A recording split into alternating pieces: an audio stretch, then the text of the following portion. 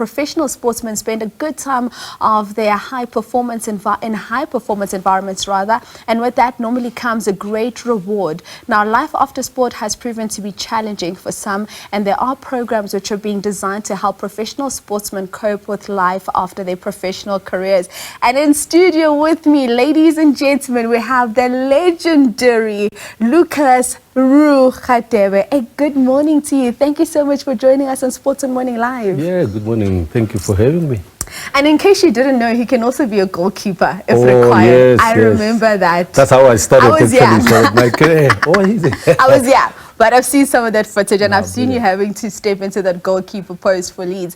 But let's talk about some of the challenges you think athletes come across once they hang up their boots or their tennis rackets or whatever sporting coat they play in, and how you think we can better help maneuver these challenges so we don't get to a point where we say so-and-so is now left us, but they had nothing.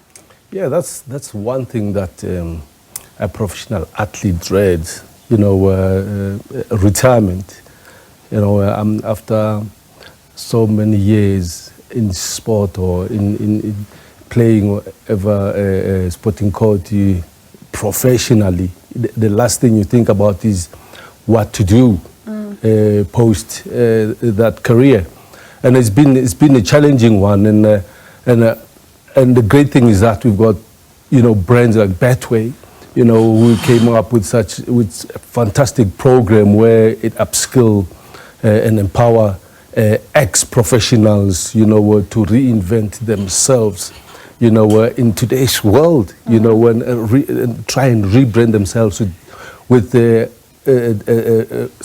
it's a Betway 12-man program that we've started, and we've got great professional, great names, household names that have really done well, in their careers. And that's how you're just trying to help them find their feet post-playing days? Yeah. They're going through the classes. And you're going through the classes? You were telling me you have to wake up very early in the morning. I had to go back to school. I have to sit behind the desk, at my age. But I think when you realize that, you got to get back into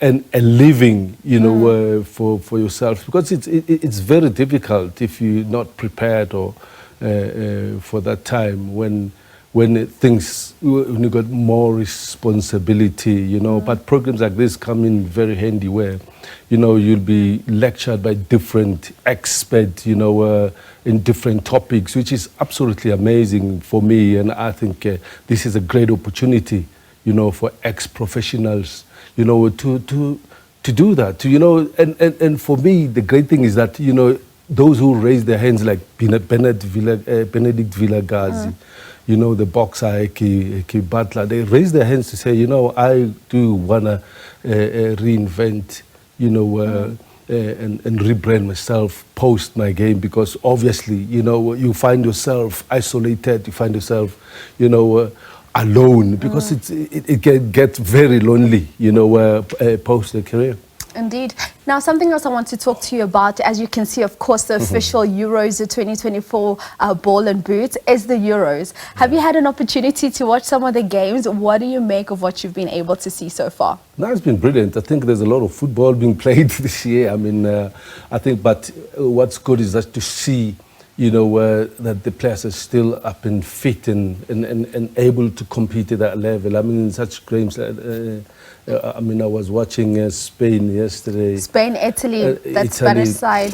It's fantastic games. But the quality of the players, performing at that level, it's absolutely amazing. And to be honest, I mean, you look at it and you're thinking about who will be the favorites. There's great teams there like Slovenia, Slovakia, who are not there just to add numbers, but to compete. To compete, which is great to see. So let me put your head on the block. You say there are favorites that people think will win this tournament. We already know who the defending champions are, being Italy. Who's your money on to go all the way? I think for me, I was impressed with how Spain played yesterday. You know, I think they're absolutely brilliant. England, I don't know about the English.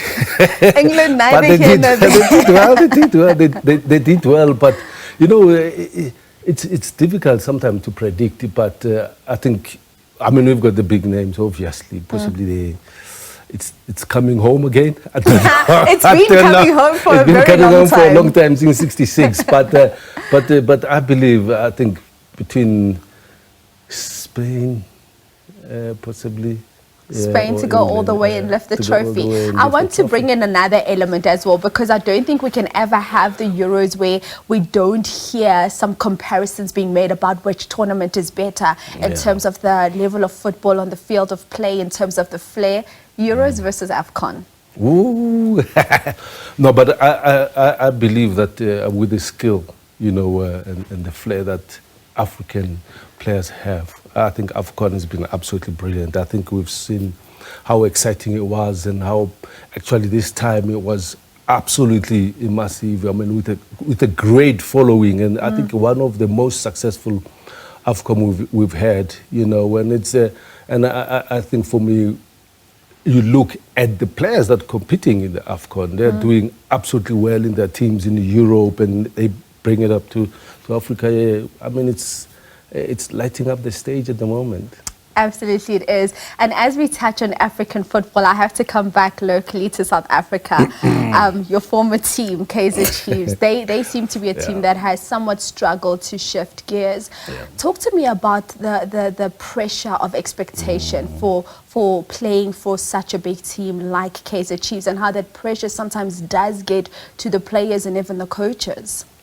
Yeah, I think when a big club like that, you know, hit that dip, you know, it gets difficult, because it's a club that has so much expectations, that have done so well, you know, in many years. It's a big brand, you know, and I think, yes, the expectations from the fans, the expectations from everyone is to see Kaizer Chiefs consistently, you know, at the high, you know, top three locally in the league. But for now, with that much pressure, it depends on the coaches. We look at the coaches and thinking, you know, is he doing a good work? Because that's, unfortunately, that's how he's been judged with the results.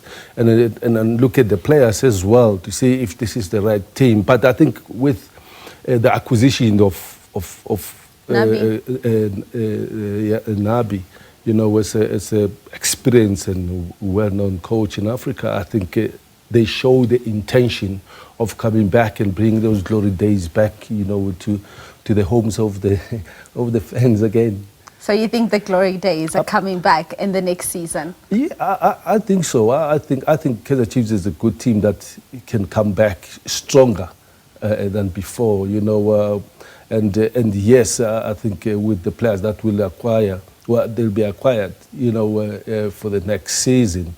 I think they would have known what they're getting themselves into, and I think with Nabi at the helm, I think he is going to make sure that, you know, there's trophies, you know, in Naturena. And people always say for the league to be exciting, you need a Kaizer Chiefs that's performing well. You need an Orlando Pirates that's performing well to just continue putting that pressure on Mamelodi Sundowns in terms of what they've been able to do in the league. I mean, we know of late Orlando Pirates have been the cup specialists in South Africa. No, absolutely. I think, I mean, not just the league, but for the national team to succeed. Indeed. You know, and we need those big clubs, you know, to produce. And yes, it's been a bit of a disappointment, and we've seen Sundowns taking advantage and acquiring. I mean, I don't know whether, you know, the money that was thrown to the club makes such a huge difference. But obviously, you know, to be successful, you need the quality that will compete and compete consistently, you know, at that level like Sundowns has done. And we see now Pirates coming up and trying to make things different, you know, just to knock off Sundowns at the top. And I think Kaizer Chiefs will do the same again. You know, and I think next season is going to be exciting. You know, I think everybody will be waiting to see what Nabi has in his back pocket, you know, and who he brings, you know, to the fore to come and compete for such a great club. Indeed. You've already touched on Bafana Bafana. I want to get, as we wrap up this interview, your thoughts on what Coach Hugo Bruce has been able to do with this Bafana Bafana side. We saw what they did at AFCON. Currently in the qualifiers, they're sitting second in that group, and of course, more matches to be played in 2025. What do you make of Coach Hugo Bruce and what he's been able to do to revive this Bafana team and the love for football and the national team? I mean, Bloemfontein was insane when they played that qualifier against Zimbabwe. Now we're looking forward to the World Cup. 2026. You know, 2026. I mean, I think the progress has been absolutely brilliant. It's been very patient with the squad, and we've seen, you know, players gaining consistency in the lineup, actually, you know, which I think now it becomes clear and it becomes popular to us to know the names of the players from number 1 to number 11, which what we need to do. You know, we don't just need results, but we need to play well in order to get proper results. And I think where we're sitting at the moment, I think Hugo Bruce has been such a great revelation for us, and where we're sitting, we are really looking forward for the next game, which is a big one, and hopefully qualify.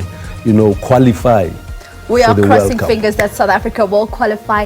Thank you so much. It's so lovely having you. You're one of those people, when we get in here, we need to touch on as many points as possible. But ladies and gentlemen, it is Lucas Rhoo, the Chief Radebe, joining us right here on Morning Live, talking all things of football and what life looks like for footballers after they've hung up their boots.